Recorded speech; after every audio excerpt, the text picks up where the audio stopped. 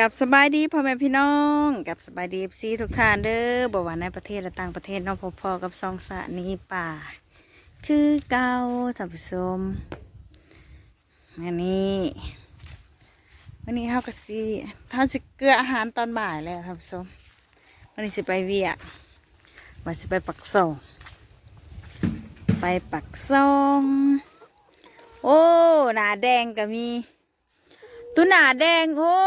หนาแดงหลายโตเติบแล้วตะกี้เพิ่นเป็นไข่ป่วยนะนี่ท่านผู้ชมไก่บ่สบายเนาะสบายดีเมื่อนี้ก็ออกมาให้มานายคือเก่ามาเกลือไก่นะท่านผู้ชม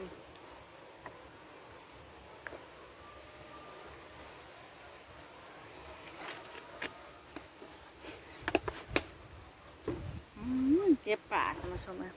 ปากคอนในอากาศลมแห้งแห้งท่านผู้ชมหนาวเนี่ยท่านผู้ชมเห็นลมบ่ลมแห้งลมผัดพร้อมจนสีโดดสีเดชล่ะเฮาก็มาอยู่แต่น้ำไก่นี่แหละท่านผู้ชมไม่ได้ไปใส่ตื่นเช้ามาค่ำมาก็ต้องมาเผาเพิ่นยังคืนมากับพ่อใหญ่จอยก็มานอนอีกเผาไก่อยู่แต่น้ำเพิ่นนี่แล้วอยู่ทรงอาหารให้เพิ่นเนาะตลอดเลยเพราะว่าเมื่อนี้เขาก็สีมาเกลือไก่ได้ทำส้มไว้บานสิมาเกลือไก่ผสมไปทีเรียบร้อยก็สิเกลือไก่อันนี้ก็จะเมื่อนตอนนี้สนี่คือเป็นยังคือต้องเปิดไฟให้ไก่แล้วเนาะเฮาก็อยากแบบว่าเฮาสิไปเวียกเฮาสิเปิดไว้ผสมเพื่อเฮามาบ่ทันป้าตอนนี้อยากกินแล้วสงสัยอยากกินแล้วท่านผู้ชมไก่ฮักก็ฮอด5 เดือนมันก็เลยไข่เล็กๆหน่อยๆท่านผู้ชมเลยเขาเบิ่งใน YouTube บอกว่าไก่7 เดือนแหละรังไข่มันสิใหญ่เนาะมันสิไข่แบบได้ผลว่าสั่งอันนี้ฮักก็หาเดือนธันวาเนาะ6 7พอดีเดือนกุมภาไก่สนี่จังสิไข่แบบว่า80-90%ผมก็จักเนาะพังเบิ่งเด้อท่านผู้ชมเด้อว่าการเฮาเฮ็ดแบบเศรษฐกิจเกษตรแบบนี้มันจะเป็นแบบใดเนาะมันจะได้ผลบ่หรือว่าไหนอันนี้สิเป็นแหนแดงท่านผู้ชมแหนแดงกำลังขึ้นนี่แหนแดงโอ้เป็นหน่อยขึ้นใหญ่ไว้เทโนท่านผู้ชมเป็นหน่อยก็ใหญ่เลยนี่แหนแดงตัวนี้กำลังเป็นหนาขึ้นท่านผู้ชมหนาขึ้นแล้วให้มันสีใหญ่ๆฮะจังสีตักให้ไก่ตักกับสีตักบลายเดี๋ยวท่านผู้ชมไปฮู้เป็ดน้อยน้ำเบิดหรอน้ำเบิดท่านผู้ชมน้ำเบิดละลูกเอ้ยใหญ่ไว้อีลีนอกำลังไข่อีกเลยท่านผู้ชมเลยเป็ดน้อยก็ได้อยู่เพื่อนนะไข่ไก่กำลังเป็ดกำลังไข่เลยเอาลูกออกมาแม่กับไข่ต่ออ้าวจะเป็นไข่ไว้ไข่ว่าค่ะเดี๋ยวเขาจะไปเอาน้ำมาใส่เนาะน้ำเป็นไก่ทั้งกินทั้งลอยเปลืองขนาด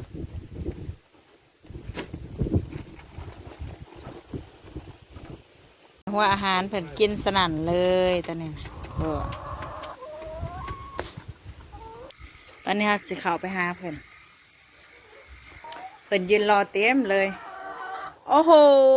ไข่ไก่ท่านผู้ชมนี่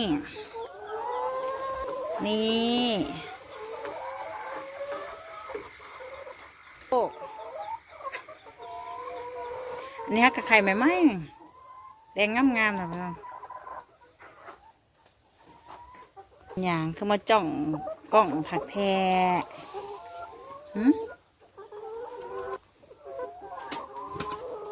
เพิ่นเจาะฟัสันท่านผู้ชมตอนนี้เรากำลังสีเอามาเกลือเพิ่นเนาะโอ้แต่ อนนี้นั่งน้ำกับบตื่นอีกท่านผู้ชมข้างในเบิ่งเจออาหารเลยนะคุณผู้ชมเจออาหารยามแรงเลยนี่กินไปเลยอันนี้ก็ย่ำใส่ผักบกผักบกที่ว่าเราสนี่ปลูกแล้วก็ได้เอามาให้ไก่ที่ไปเด้อมาซับมือเจ้า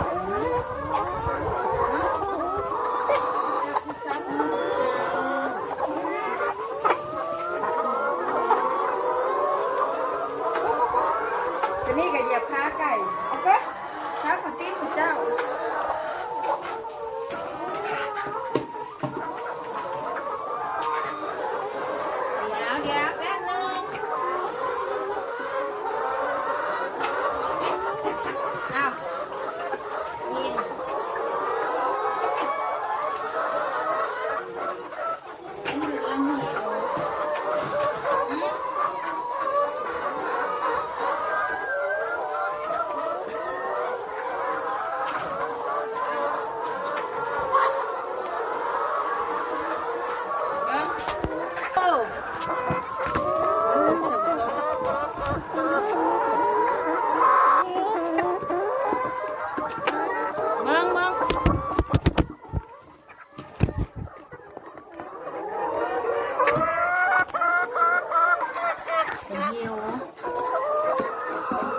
คือแบบเพิ่นหมักผักบกนะห้าบดไปผสมผักบก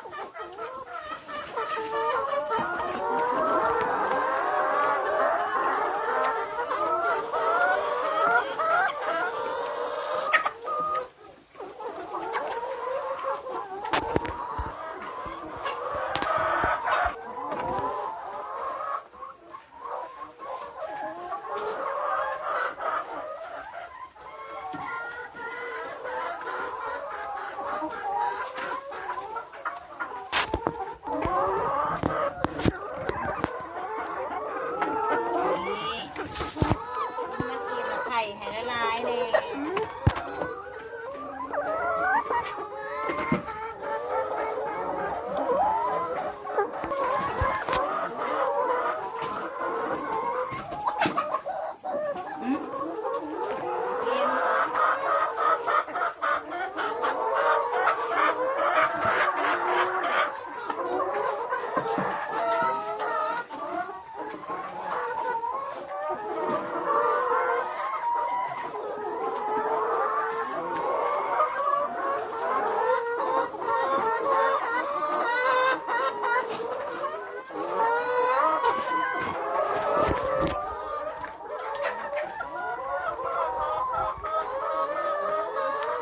ตอนนี้เอากระไห่เพิ่นกินไปที่เรียบร้อยเนาะกินแล้วให้อันนี้จะเก็บแล้ว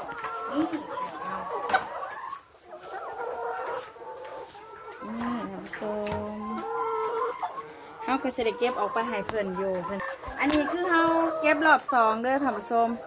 รอบบ่ายนะเขาเก็บได้เต็มตาแล้วอันนี้รอบสองเนาะรอบสองก็จะเอาเก็บออกไปขายนะตอนนี้คนสั่งซื้อแล้วแต่ว่าห้องจะไม่ได้เอากระต่ายไปเนาะต้องเอาแต่ไข่กับไก่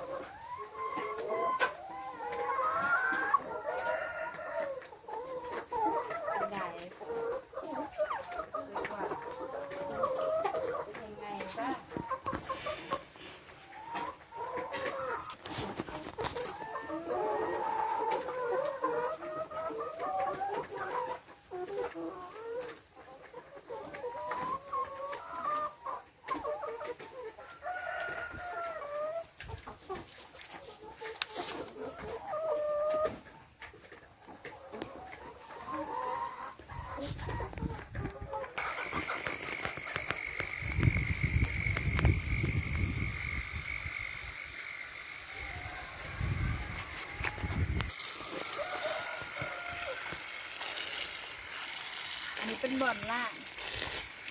ทางตีนสนีป่าพักบงเขาก็ปลูกบ่ทันท่านผู้ชมในนานเดียว อันนี้ปลูกรอบสองนี่เบิ่งเขาสิฮด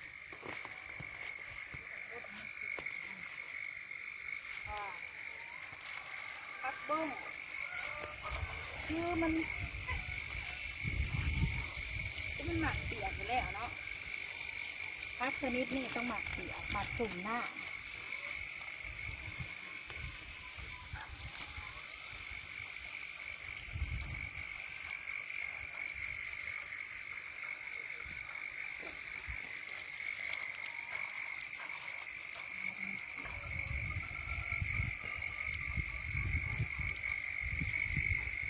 เอาปุ่นขี้ไก่ใส่ในหนึ่งก้อนที่นี่นะชนิดเอาปุ่นขี้ไก่ใส่น้ำกุ้งเลยที่แรกนะมันบอกพ่อปุ่นมันไม่อยากงามปานไหนพ่ออันเอาปุ่นใส่แบบงาม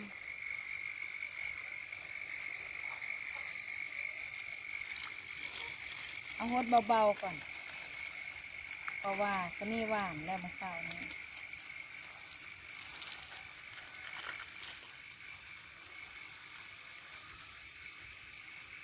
ก็ทำเป็นซุ่มเลือดแตกหน่อยไว้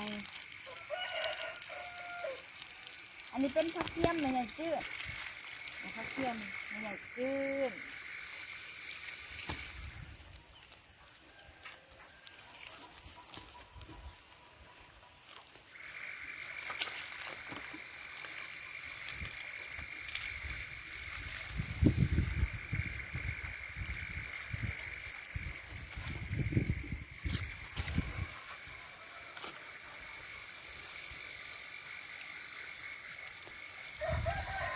เทียมในใหญ่จืดกำลังงามกำลังขึ้นอันนี้เป็นหัวผักเทียมน้อยเลยผักเทียมน้อย